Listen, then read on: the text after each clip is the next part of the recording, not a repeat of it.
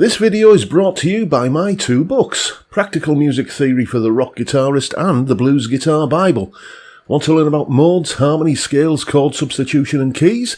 Or maybe you're interested in supercharging your blues guitar rhythm and lead chops. Whatever you're interested in, I guarantee you will be hitting the fast lane to progress with either of these works. Both feature video demonstrations and tutorials, loads of tabs and jam tracks to play along with, and I promise you, everything is explained in crystal clear plain English.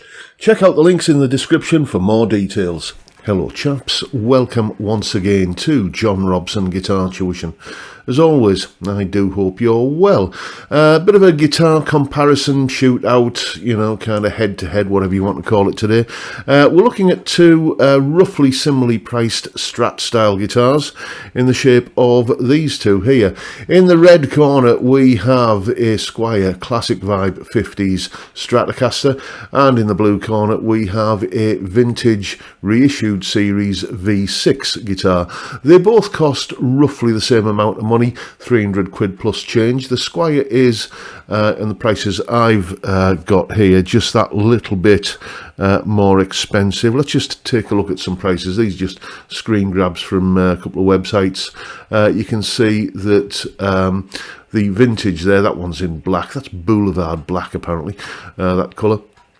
That is 337 quid, and this one here, the Squier, is 379, but you will see the Squier cheaper than that. I didn't pay that much for mine, for example. I think I paid near the price of the vintage. So the 300 quid plus change for a sort of, not exactly an entry-level guitar, but not an expensive Strat.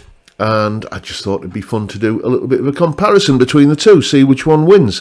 As I was recording the piece of music that you're going to hear next, it sort of struck me just how similar the two guitars sounded.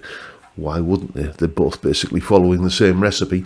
So I thought it's an ideal opportunity to do a blind test. So you're going to see on screen the guitars labelled as Guitar 1 and Guitar 2. And what I usually do when I do these blind tests is you're going to see a little montage of Dougal doing his thing. So here we go. Which one is the Squier? Which one is the vintage? Guitar 1, Guitar 2. See if you can figure it out before I do the big reveal later in the video.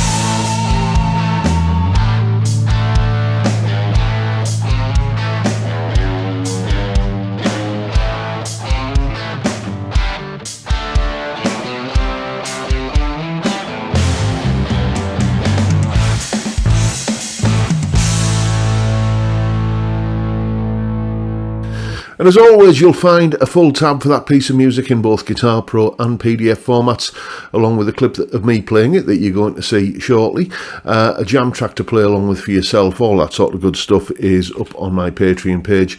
There's the address, link in the description. As I'm sure you know by now, it's $3 or about £3 a month, and you get access to all of these additional goodies that go along with these YouTube videos. And of course, a massive heartfelt thank you to everyone who supports me in that, or any of the other ways, all of which are down in the description. A little bit more housekeeping.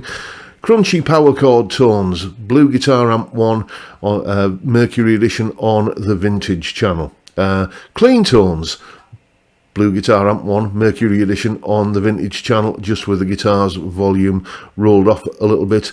The shouty high gain tones, same amp once again, but on the Classic channel with the foot switchable boost engaged. Those were the tones I was using. So, which one was which? Which one was the Vintage? Was that Guitar 1 or was it Guitar 2?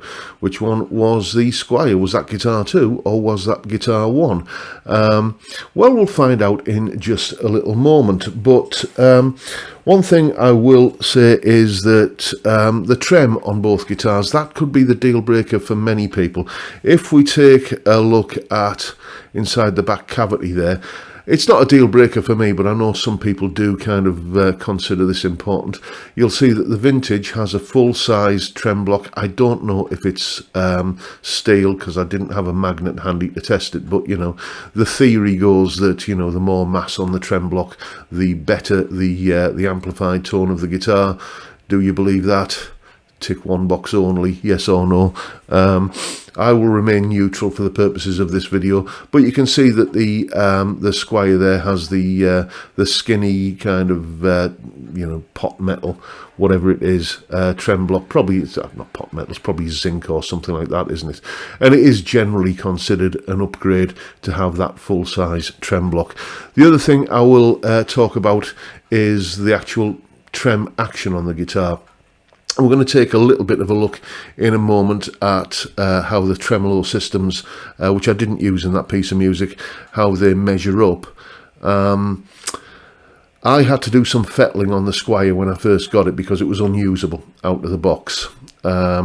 I had to, well, the biggest modification I did was I changed the springs. Got a set of new Tremolo springs off eBay for $5. It's not a big deal, but you know, it was something that needed doing because the original springs were just too damn stiff to make the trem viable.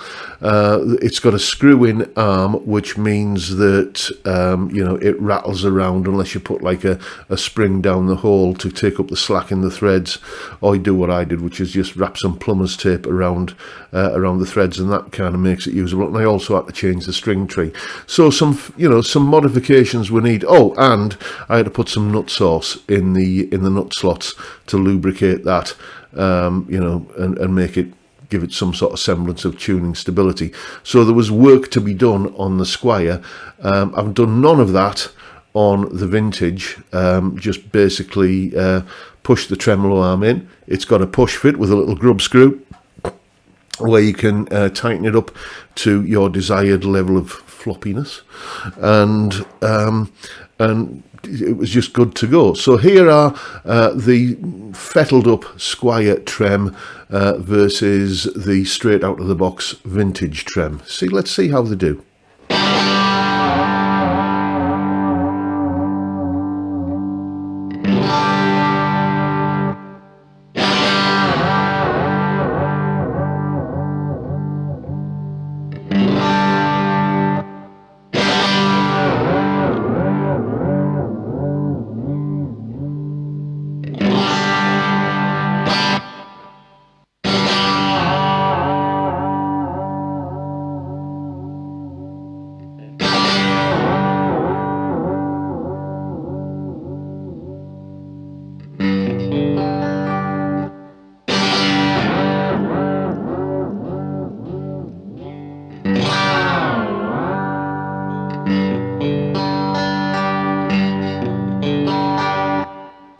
Now, what I will say about that is that I think the Squier nudged it. I think it was a little bit more in tune at the end of that demonstration than the Vintage was. But then again, the Squier's had nut source lubrication and all that sort of stuff. And the vintage hasn't. I bet if I was to put some nut source in the vintage nut slots, it would equal the Squier. The push-in arm is, because it's a Wilkinson trem on the vintage guitar, the push-in arm is just a far superior system. Squier could do that on their guitars, but they choose not to. Discuss. Overall, just the feel of the trem on the vintage guitar is a nicer, smoother feel.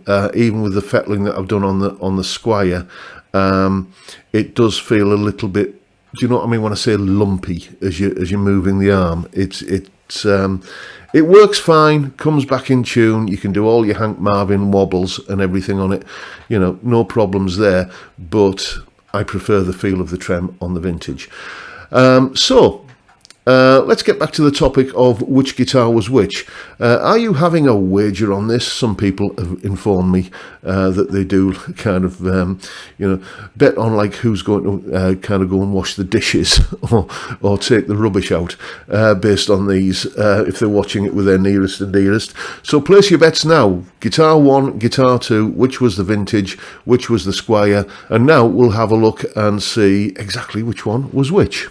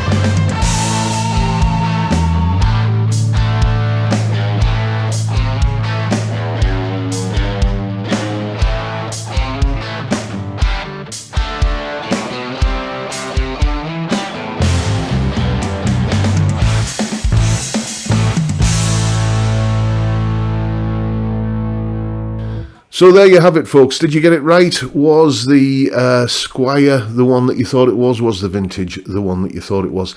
As I say, a remarkably close match between those two guitars. It really is going to come down to what you prefer. If, like me, you've barely ever used the trem, then you can take that out of the equation. I'm going to be decking the trem on the vintage guitar at some point because, you know, I've got, if I want to do any kind of tremolo antics, I've got a PRS there with a fantastic trem on it, and I'll probably leave the Squier as it is because it's a red Stratocaster. It's a Hank Marvin style guitar in my mind, and that needs to have a working trem. I would say in terms of build quality and the trem thing and everything and everything. I think that the vintage just nudges it, but not by a big margin. That said, I think I have more fun for some reason playing the Squier. I can't put my finger on why. Is it because, you know, Hank Marvin was, you know, probably the first electric guitarist I ever noticed when I was about that tall? I don't know. You know, that Squier has won my heart in a way that not many Strats do, as has the vintage that was very kindly given to me as a gift by a very generous chap called Jim, who's a viewer of this channel. Thank you, Jim. It is a treasured possession. Thank you for your generosity. Yeah, it's going to come down to what you prefer. You know, the Squier has a 9.5 inch fretboard radius. The vintage has a 12-inch fretboard radius. Again, you know, some people will have a preference one way or another there. It doesn't make a big deal to me. It doesn't make a big difference to me, but it is for a lot of people, so that might be a factor. You know, and you know, the Stratocaster headstock shape, you know, and the word Stratocaster on the headstock, that is something that is a consideration for many people. You know, that sense of legitimacy that you get from owning you know, something that is actually got the branded term on it. You know, you pay your money and you take your choice. It's about the same sort of money, as I say. You know, I think the vintage is, as I said, just a little bit better in terms of build quality, fit and finish and everything. Certainly, if you're going to have the Squier and you're going to use the trem, then be prepared to do some fettling to get it working okay. My plans for the vintage, it's occurred to me that I don't have any kind of HSS style guitar in here, so I'm thinking I might just throw a Hot Rails or something into the bridge position, just so, should the need arise, I have got a HSS guitar to hand, but I haven't fully made up my mind on that one yet. Anyway, there it is. Links to the spec of both guitars and to my original review videos of both guitars are down in the description if you want to check out the info on both guitars in a little bit more detail. But that is my comparison video between the vintage V6 reissued guitar and the Squier Classic Vibe 50s Stratocaster. Make of it what you will. I hope you've enjoyed the video and found it useful, informative and hopefully entertaining in some small way, and if that's the case, please hit the subscribe button and the notification bell if you haven't already done so, and why not drop me a like as well while you're at it. And of course, don't forget the live stream every Friday 5 PM UK time where we drink beer and talk about stuff. That's it. There's no plan beyond that. It's just beer and chat on a Friday, and it's a great way to kick off the weekend, and I'd love to see you there if you can make it. But for now, I'll bid you all a good day and say thank you so much for watching. Thank you for your time. Look after yourselves, folks. Stay well, stay safe, and above all, stay sane. Bye for now.